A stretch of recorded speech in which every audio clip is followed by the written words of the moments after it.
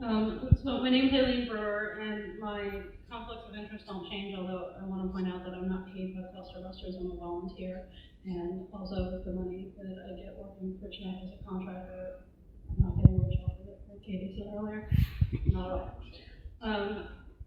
I live with chronic migraine. Yesterday it was challenging getting here because my disease caused cognitive impairment. I tried to get on the wrong plane, and that was bound for Houston. Maybe the weather would have been better there. Then I waited at the wrong gate and almost didn't get on my flight. Sometimes having migraine disease means that something as simple as reading a few signs becomes a difficult and near impossible task. If it weren't for the kindness of strangers who helped me, I may not have made it here today. You may be thinking I haven't attempted to manage my disease well. I have. I've been attempting since 1990. In 30 years, I've tried 29 different medications just to treat attacks, including 7 triptans. This does not include the medications I've tried to prevent attacks or the countless alternative treatments and therapies I've tried to cope with the pain. Not a single one of them has aborted an attack for me, ever. That should be all I need to say to convince you that people need access to more options. Sadly, it isn't. Experts have told you that these medications work less well than others. They have told you that triptans are better treatments based on data that is 30 years old. This analysis ignores real-world experience with triptans over the past few decades, including a better understanding of their limited efficacy and side effects and significant side effects. There is little head-to-head data, but the one study we do have shows these classes of drugs work fairly equally as well as triptans. Importantly, the evidence we have shows these new medications don't cause medication overuse headaches like triptans can. You cannot vote that triptans are superior to these new medications. The evidence we have does not support this conclusion.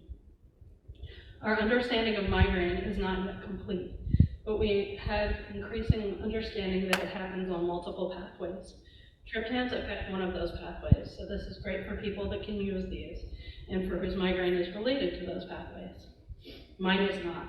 I'm not some anomaly because triptans make my head hurt worse, make my heart feel like it's going to explode out of my chest, and make my pulse accelerate to as much as 180 beats per minute. This happens to others. Others also have negative side effects.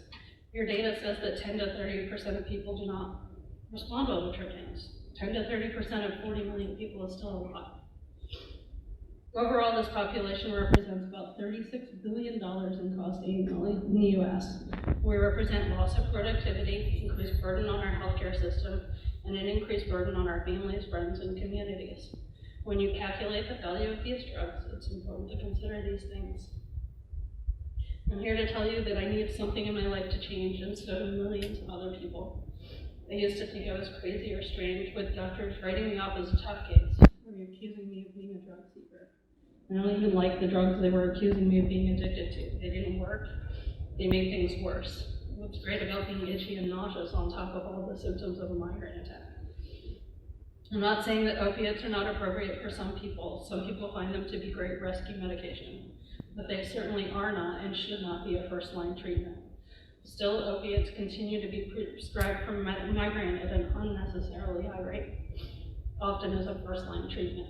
We have an opportunity to offer another approach and more options. We have an opportunity to fight the opioid epidemic in a new way. We're always talking about novel approaches to treating pain, but we seem to be hesitant to recognize these when we're looking at them. Triptans work best when you take them at the start of an attack. I wake up every morning with a migraine attack. I throw up almost every day, sometimes multiple times a day. I go to sleep every night with a migraine attack. Some days I function reasonably well. I've learned to live with the pain and other symptoms. There's a piece of my brain devoted to coping with migraine. Its job is to remind me to relax, think around it, and survive. Some days that's my whole brain, because things are just too intense. Some days I wander around my house desperately searching for something, anything that will make it stop. I open cabinets, the fridge, the pantry, the vanity, but nothing is ever there. There is no escape, and none of your data represents me. But there are from 4 million people like me. I'm not alone. I represent millions of people with the same story. I often wonder what I could do if I didn't have to factor in the pain. I'm productive, but I could be better. I could have a clean house. I could reliably take my kids to activities. I could work a 40-hour-a-week job. There wouldn't be days when my husband had to work, care for the kids, cook, clean, do dishes, and care for me. I could be a doctor helping those like me. I could do everything that I ever dreamed. When you consider advising on coverage for these medications, please consider the totality of the people you are affecting. Your analysis must fully capture the benefits of these medications and not make a flawed comparison with 30-year-old data. I don't care if a treatment is less effective than another treatment that I know doesn't work for me. I care that I have the potential of a new option. If insurance won't cover it, though, it won't matter what's out there. I just have to continue waiting and hoping for a better life than this one. This really isn't any kind of life at all, but you have the power to make it a better one. Thank you.